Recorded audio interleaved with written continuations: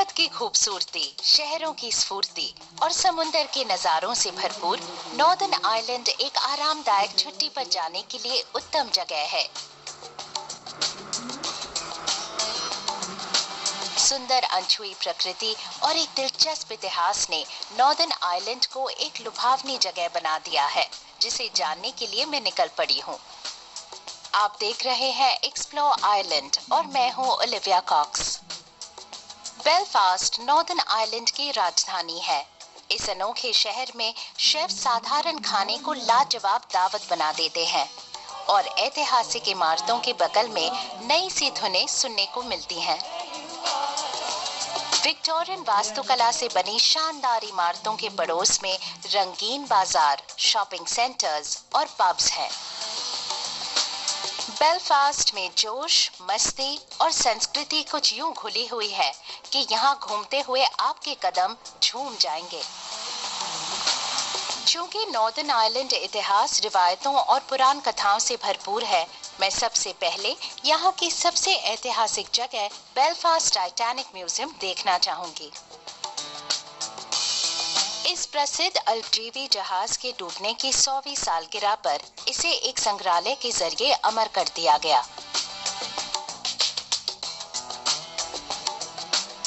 ये जगह एक स्मारक और एक अनुभव है। मेरे पीछे जो बेलफास्ट टाइटैनिक संग्रहालय है, इसकी 9 मंजिलों में टाइटैनिक के निर्माण और स्थापना से लेकर डूबने तक की कहानी दर्शाई गई है, बड़े ही दिलचस्प तरीके से। वैसे ये जहाज इसी तटबंध पर बना था, उस तरफ न्यूयॉर्क के लिए रवाना होने से पहले। मेरे पीछे स्थित संग्रहालय की ऊंचाई उतनी ही है जितनी की शिप की थी। तो चलिए अंदर चलते हैं।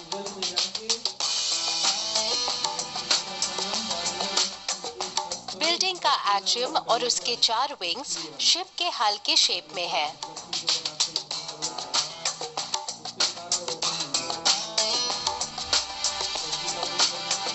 यहाँ 9 इंटरैक्टिव गलियारे हैं जो संकल्पना, निर्माण और स्थापना से लेकर उसके पहले और आखिरी सफर तक टाइटैनिक की सारी हकीकत बताते हैं।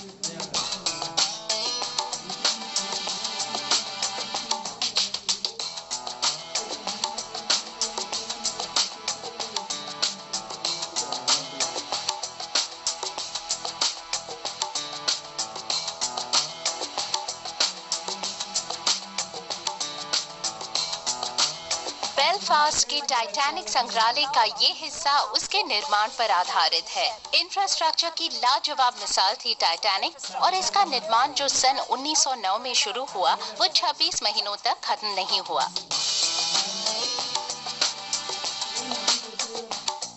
इन गैलरीज में घूमकर आप स्थापना के पहले के दिनों के बारे में जान सकते हैं। यहाँ जहाज से जुड़ी हर पुराण कथा, रिवायत और दंत कथा की जानकारी आपको तस्वीरों, प्रदर्शनों और इंटरैक्टिव स्क्रीन्स के जरिए मिल सकती है।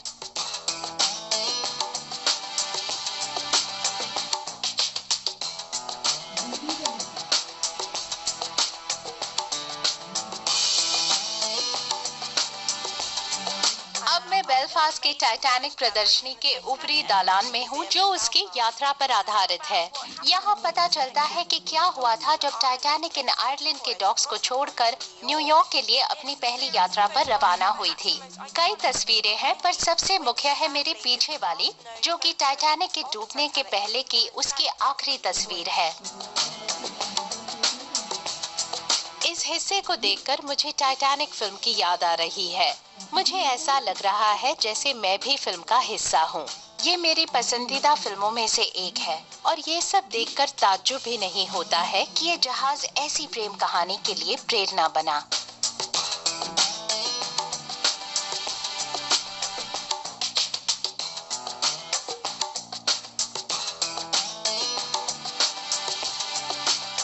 यहाँ नीचे जो देख रहे हैं, वो टाइटैनिक रेक की खोज में की गई डाइव की असली फुटेज है।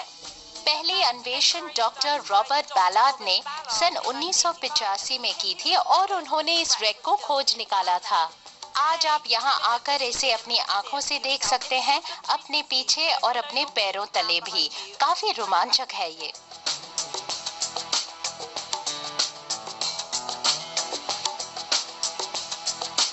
जहाज डूबने और उसके बाद की घटनाएं दर्शाते दालान हमें कहानियों से परे यात्रियों, नाविकगणों और वीर शहीदों के आखिरी पलों में ले जाते हैं।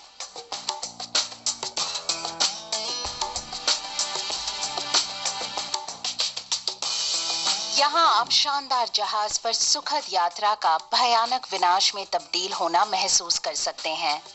मेरे तो रोंगटे खड़े हो गए।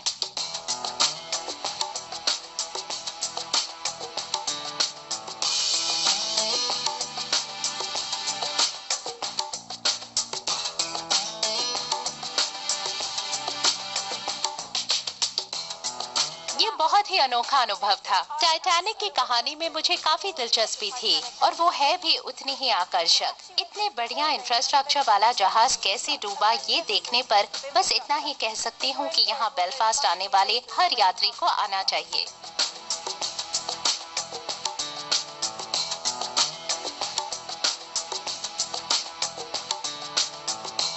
एसएस नोमैडिक को देखे बिना संग्रहालय की यात्रा अधूरी है। ये आरएमएस टाइटैनिक के इतिहास का छोटा पर महत्वपूर्ण हिस्सा है।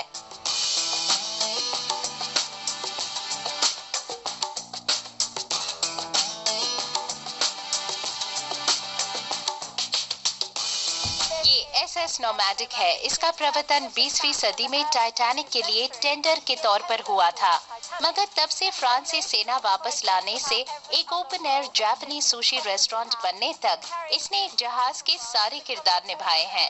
पर आज आप इसे हैमिल्टन डॉक पर देखने के साथ साथ ये भी देख सकते हैं कि फर्स्ट क्लास और सेकंड क्लास के यात्री टाइटैनिक में कैसे रहते थे। फिलहाल मैं हैमिल्टन डॉक में हूँ, मगर अब मैं बेलफास्ट सिटी सेंटर जा रही हूँ ये देखने के लिए कि मेरे लिए वहाँ पर क्या है।